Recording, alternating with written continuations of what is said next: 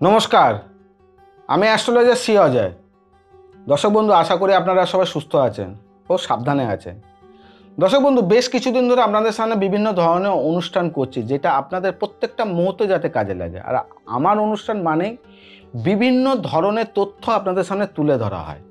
দেখবেন আমার চ্যানেলে কোনো সময় দেখবেন রাশি অনুযায়ী আপনাদেরকে বিভিন্ন বিষয় বলা হয়, কোনো সময় আপনাদের কোনো স্পেশাল ডে থাকলে পরে সেই অনুযায়ী সেই কিছু করার থাকলে বলা হয়, কোনো সময় জন্ম ছকের কী সমস্যা আছে সেটাও বলা হয়, হাতের রেখাতে কিংবা হাতের তিলে কি সমস্যা সেটা নিয়েও বিভিন্ন ধরনের অনুষ্ঠান করা হয়।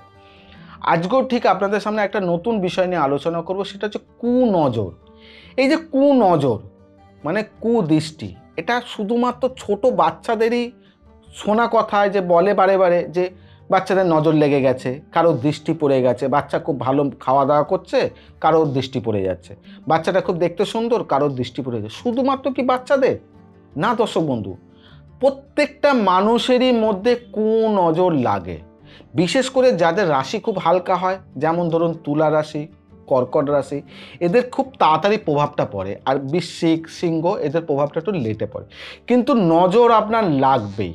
কারণ কুনজর কেমন একটা জিনিস, তাহলে ভাবুন কি, আপনি একটা বড় ব্যক্তি, বাচ্চা নয়, আপনি একটা বড় ব্যক্তি, আপনার জীবনে বিভিন্ন ধরনের সমস্যার মধ্যে যখন আপনি চলতেন, যখন সমস্যা আপনার দাম্পত্য জীবনে ছিল কিংবা আপনার আর্থিক দিক থেকে বিভিন্ন সমস্যা ছিল, তখন কিন্তু দেখবেন আপনার পাশে কেউ আলোচনা করতো না। যখনই দেখবেন আপনি একটুখানি ভালো রাস্তা খুঁজে পেয়েছেন, আপনি একটু ভালো থাকছেন, আপনার দাম্পত্যতে বেশ একটু ভালো রান্নাবান্না হচ্ছে, তখনই দেখবেন আপনার আশপাশের লোক, আপনার আত্মীয় স্বজন, আপনার পরিজন, কেউ না কেউ আপনার নামে কথা, আপনার দৃষ্টি দেওয়া, আপনাকে সবসময় আলোচনা করা, এটাও কিন্তু একটা কুনজরের মধ্যে পড়ে। যার কারণে কিন্তু আপনার জীবনে কিন্তু সমস্যা আসতে থাকে। তা আপনি এখান থেকে কি বাঁচতে চাইছেন? এই কুনজর থেকে কি বাঁচা যায়? অবশ্যই দর্শক বন্ধু, বাঁচা যায়। আজকে যে উপায়টা দিচ্ছি, সেই ছোট বাচ্চা থেকে আরম্ভ করে বড়রা পর্যন্ত সবাই ব্যবহার করতে পারবে। এই নজর থেকে নিজেকে রিকভারি করে উঠতে পারবেন, এই নজর থেকে নিজেকে রক্ষা করতে পারবেন। কি উপায় আছে দেখবেন। কুনজরের জন্য প্রত্যেকটা মুহূর্তে বলা হয়েছে কালো ধাগা, কালো কার ব্যবহার করলে পরে আমাদের অনেক কুনজর থেকে রিকভারি করে। কালো কার কি কাজে লাগে? কালো কার হচ্ছে আমাদের অশুভ শক্তি থেকে শুভ শক্তিতে ট্রান্সফার করে, মানে সে কালো কারের মধ্যে অশুভ শক্তিটা অ্যাবজর্ব করে শুভ শক্তিতে ট্রান্সফার করে দেয়। তার মানে আপনি কালো কারের মধ্যেই আপনাকে এই কাজটা করতে হবে, কিন্তু কিছু নিয়ম আছে।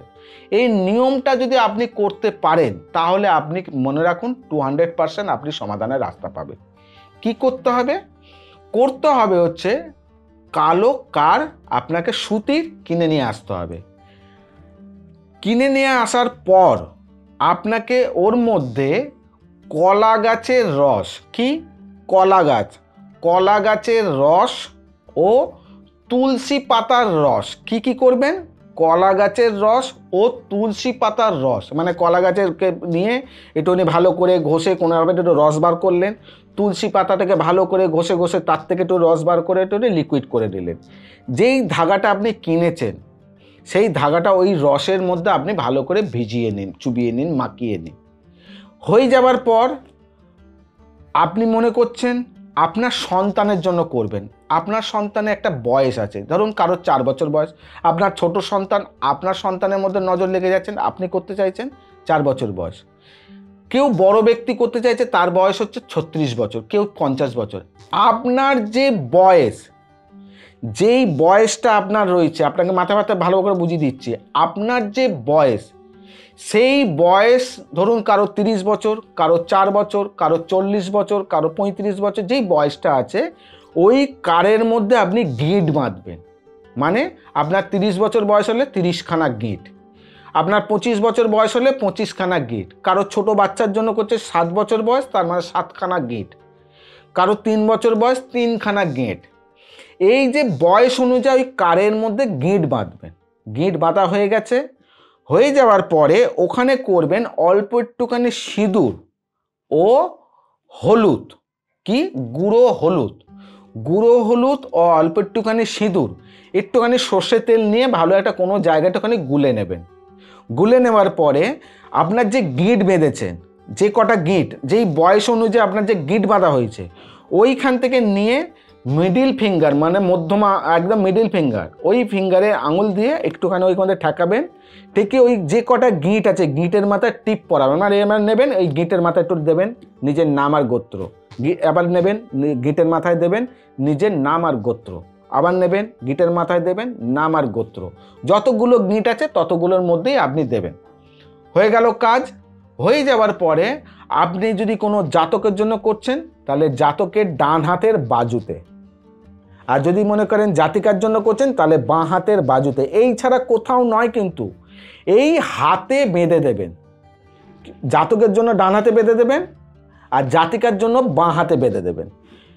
এই বেঁধে দেওয়ার পরে 21 দিন টানা ওই জিনিসটা থাকবে।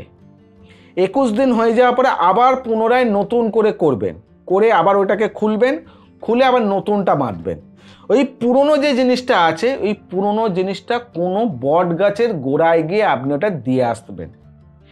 এইটুকুনি কাজ যদি আপনি ঠিক মতন টানা করতে পারেন তাহলে আপনার কোনো দিন কুনজর লাগবে না, আপনার সন্তানে কারো দৃষ্টি পড়বে না, আপনার জীবনে যে কোনো সমস্যা সমাধানের রাস্তা পাবেন না। আপনি যে কোনো কুনজর, যে কোনো দৃষ্টি, যে কোনোভাবে অশুভ শক্তি আপনাকে বারে বারে বিরক্ত করছে, আপনার জীবনে সমস্যা আসছে, তাহলে আপনি এখান থেকে রাস্তা পেয়ে যাবেন। তাই দর্শক বন্ধু, আমার অনুষ্ঠান দেখুন পরিষ্কার পরিচ্ছন্নভাবে আপনাদেরকে বুঝিয়ে দেওয়া হয় যাতে আপনি যাতে শান্তিতে থাকতে পারেন, আপনার সমস্যা সমাধানের রাস্তা পান। তাই অবশ্যই বলবো চ্যানেলটাকে সাবস্ক্রাইব করুন, তার সঙ্গে বেল বাটনটাকে প্রেস করুন। আপনি পারলে পরে টোনে শেয়ার করবেন, যদি আর 5টা মানুষ যেরকম সমস্যা আছে যদি সমস্যা থেকে সমাধানের রাস্তা, বিশেষ করে ছোট বাচ্চারা যদি এরকমভাবে কষ্ট ভোগে, একটু খাওয়া দাওয়া করলেই তার নজর লেগে যায়, একটু ভালো পোশাক পরলেই নজর লেগে যায়, একটুখানি সুন্দরভাবে সেজে গুজে রইলেই নজর লেগে যায়। বিশেষ করে ছোট বাচ্চা, যত পারবেন শেয়ার করবেন যাতে তারা সুস্থ থাকতে পারে, তাদের যাতে জীবন ভালো থাকতে পারে।